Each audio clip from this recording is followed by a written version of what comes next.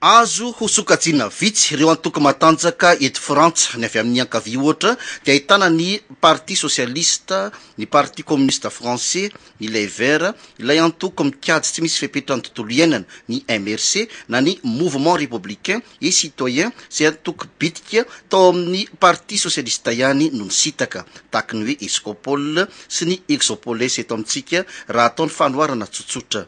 Avy amin'ny antoko ankavanana indray no ahitana ny Modem na ny Mouvement Démocrate UMP misy ny filoham-perinasa Sarkozy izay ifanandrina fifidianana filoha amin'ny taona ho avy ka isan'ny candidat ngezalahy ifaninana aminy nga François Hollande.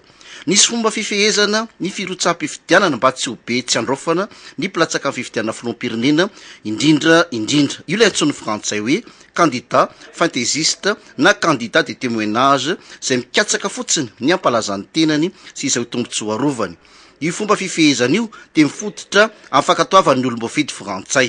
Na io nivon'ny UMP na io nivon'ny PS dia fomba fanao io tsy mpifehezana io.